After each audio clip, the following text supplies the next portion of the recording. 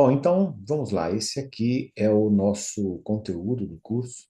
Nós vamos falar sobre transição epidemiológica, histórico da CIF, o que é o modelo biopsicossocial, embora esse termo não se encontre na CIF, o que é a família de classificações, como usar os termos, os conceitos e a nomenclatura.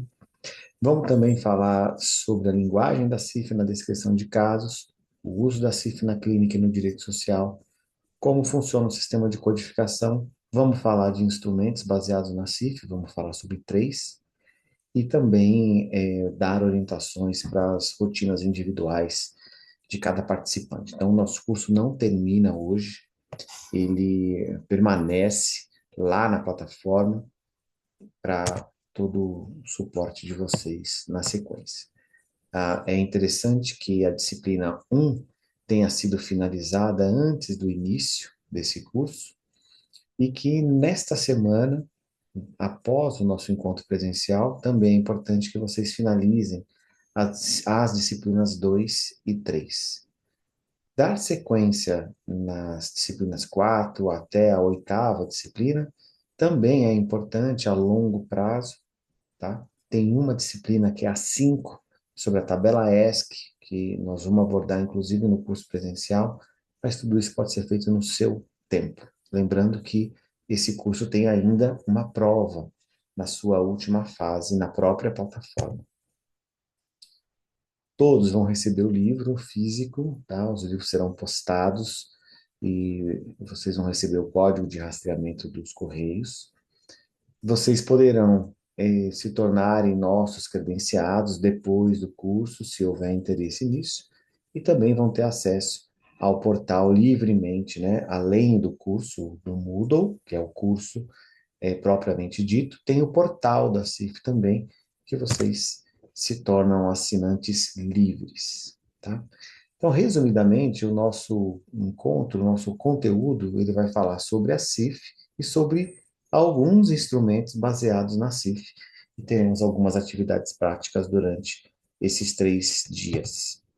Recomendo fortemente a vocês que não usem o celular como um recurso de aprendizagem. Pelo contrário, desliguem seus celulares e usem caderno, façam anotações. Isso vai fazer toda a diferença para o processo de aprendizado de vocês. Estão aí na tela grifados os instrumentos que nós vamos usar durante esse encontro presencial, esses 3 dias. O modelo para reserva legal, para cota PCD e reabilitados, o método BASEP e a tabela ESC. A tabela ESC é específica para incapacidade laborativa, enquanto o método BASEP é para vida diária e cotidiana. Antes de dizer o que a CIF é importante ressaltar o que ela não é, tá? Ela não é um instrumento de avaliação nem de medição. Ela em si não é isso. Você pode usar esses instrumentos para codificar com ela, instrumentos que já existem, né? São anteriores ao aparecimento da CIF, como também podem ser criados pela metodologia científica convencional novos instrumentos a partir dos conceitos do modelo de raciocínio da classificação. Mas a CIF em si não é um instrumento de medição, de avaliação, não é uma escala, não é um questionário ou algo semelhante. Ela também não classifica apenas a situação das pessoas relativamente às suas doenças, ou seja, ela não é uma classificação de consequências de doenças, ela classifica a funcionalidade. Se existe uma doença ou mais que estejam envolvidas com esse quadro, claro que vai haver uma relação. Contudo, você pode, inclusive, classificar a situação de funcionalidade de uma pessoa que não tenha doença alguma. Ela também não foi desenvolvida para descrever a situação de grupos populacionais, como, por exemplo, pessoas com deficiência, idosos, trabalhadores. A CIF se aplica a todas as pessoas. Então, eventualmente, se faz esse uso aí privado, particular, resumido, para grupos populacionais, mas isso não quer dizer, de forma nenhuma, que ela foi criada apenas para grupos populacionais. O primeiro fato que deu origem à CIF foi a transição epidemiológica, que, resumidamente, é a substituição entre as causas principais de morte das doenças infecciosas para não infecciosas, ou transmissíveis para não transmissíveis, tá?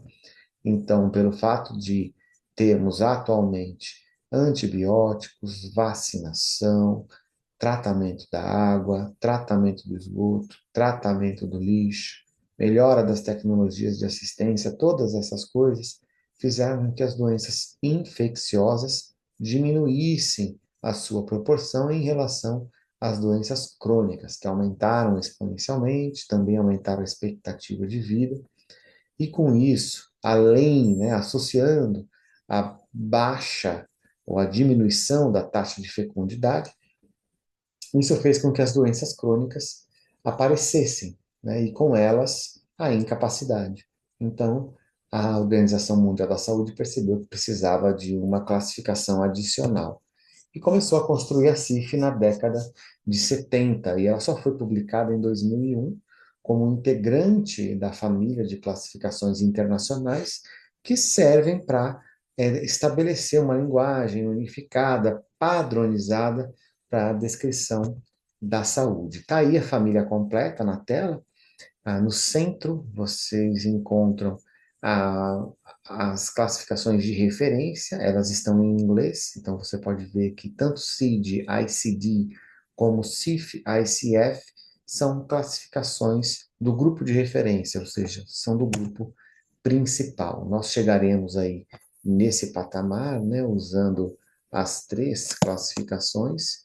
Por enquanto, nós usamos ainda apenas CID e CID-10, né, e CIF, sendo que a CID está presente em todos os sistemas de informação e a CIF está sendo no Brasil usada cada vez mais no direito social.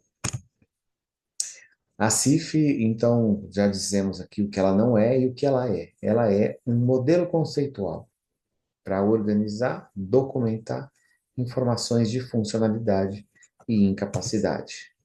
O que que é deficiência e qual a diferença entre deficiência e incapacidade? A incapacidade é a experiência de ter dificuldades na realização de atividades e também de ter restrições na participação social ou na participação. Isso é incapacidade. Deficiência é a tradução do impairment. Impairment não é impedimento, como alguns documentos brasileiros traduziram a palavra impairment. Isso é um erro de tradução. Não é uma é, palavra que tenha alguma proximidade, similaridade com o termo original em inglês. Então, não se trata de uma opção de tradução. Impedimento não traduz a palavra impairment, tá? Embora tenha alguns documentos brasileiros que fizeram esse erro, né? O tradutor errou, tá bom? Errou. Então, impairment é o problema fisiológico ou anatômico. A cegueira é um impairment.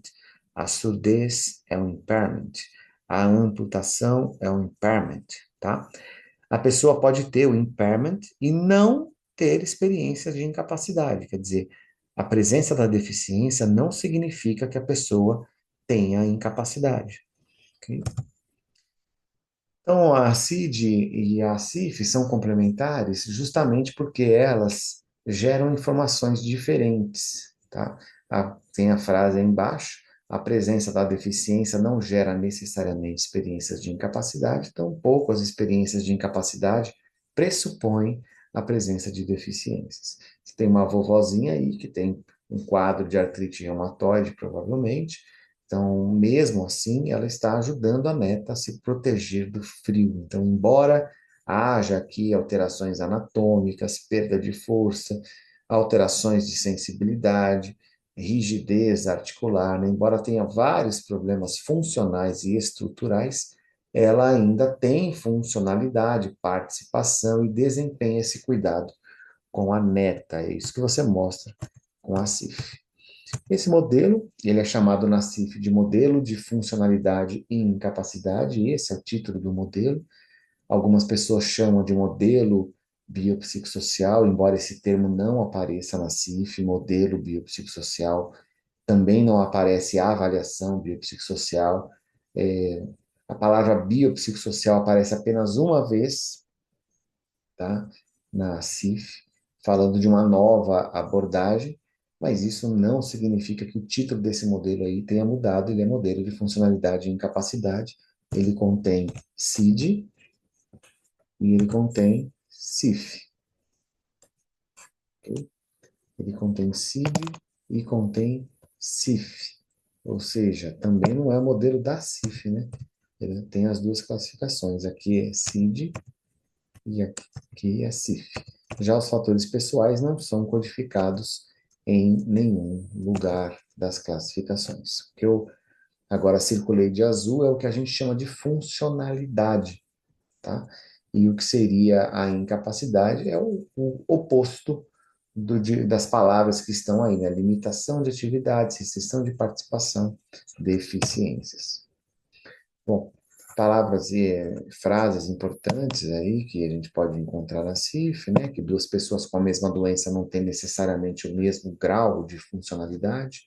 Duas pessoas com a mesma alteração funcional não têm necessariamente a mesma doença. Duas pessoas com as mesmas deficiências não têm necessariamente as mesmas limitações de atividades. Duas pessoas com as mesmas limitações de atividades não têm necessariamente as mesmas restrições de participação.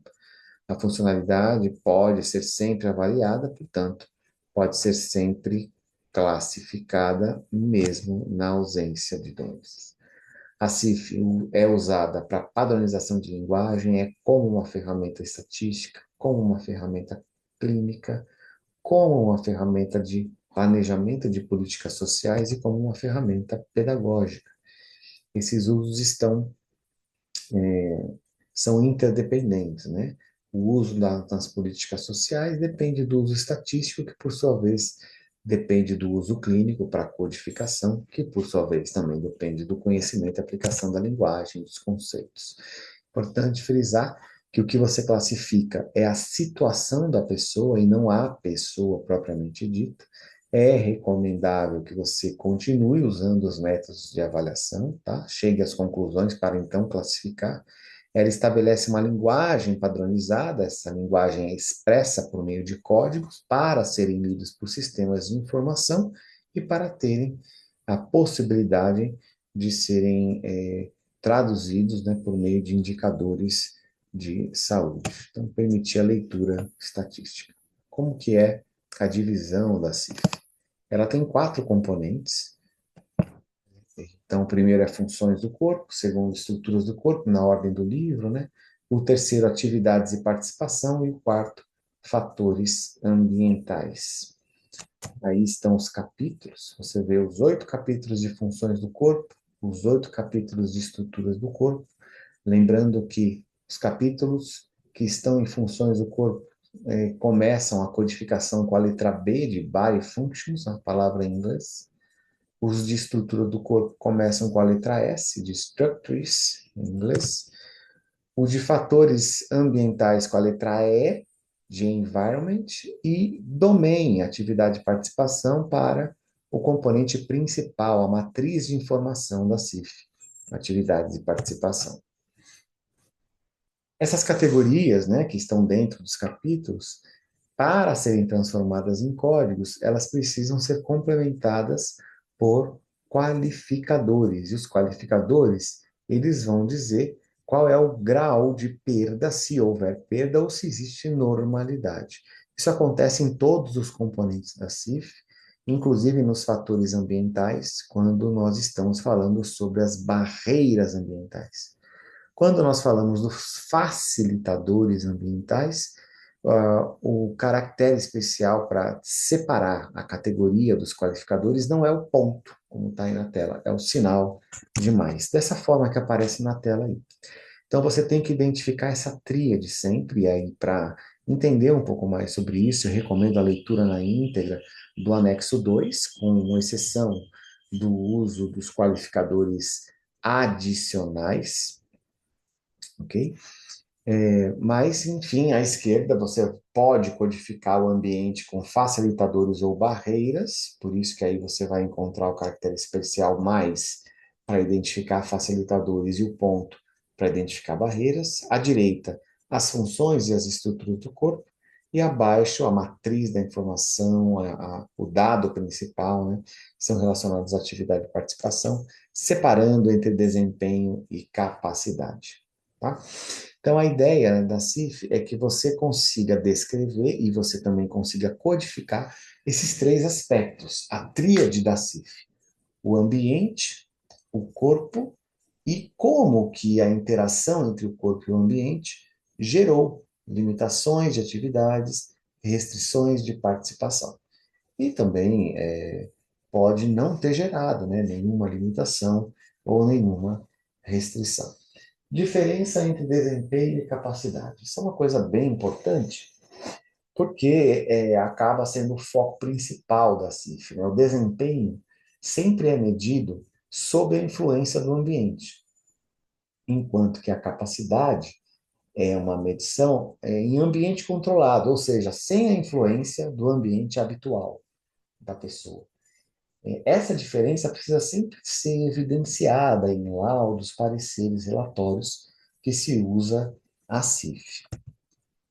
Como é que a gente operacionaliza? Como é que a gente coloca na prática? Primeiro é colocar na prática um modelo, usar o modelo nos seus relatórios, procurar descrever além do corpo, estabelecer as relações entre o ambiente e o corpo, descrever quais são as limitações e as restrições, ou seja, qual é o impacto de tudo isso na vida da pessoa. Se é um caso de atendimento clínico, né, e não um ato pericial, ou ainda uma assistência técnica, ou um relatório para a cota de reabilitados ou PCD, se é um, uma prática assistencial, um atendimento clínico, você pode também usar as categorias da CIF para estabelecer os objetivos terapêuticos e os critérios de alta. Do ponto de vista estatístico, em população, essa codificação pode ser absorvida por sistemas de informação para transformar isso em indicadores de saúde, no caso, indicadores de funcionalidade e incapacidade. Mas o nosso foco aqui principal é trabalhar na elaboração de laudos, pareceres, relatórios, e é por isso que nós disponibilizamos modelos para vocês de inclusão, o modelo da tabela ESC para incapacidade laborativa e do método BASEP para funcionalidade como um todo, né, inclusive na vida cotidiana. Meu nome é Eduardo, estão aí os meus contatos, o meu e-mail pessoal, o e-mail da CIF Brasil. À direita, no canto inferior direito, você tem também aí o nosso site, o portal da cif.com.br, e aqui estão as minhas principais referências. Todas elas são facilmente encontradas na internet com esses títulos que aparecem para vocês aí. Os relatórios das oficinas são muito importantes. Esse artigo, deficiência não é incapacidade, o que isso significa? Eu escrevi junto com uma profissional portuguesa, falando, portuguesa da Universidade de Coimbra, no intuito de esclarecer, né, essas diferenças entre deficiência e incapacidade. E os outros três livros são livros complementares, mas muito importantes, relativos à abordagem biopsicossocial.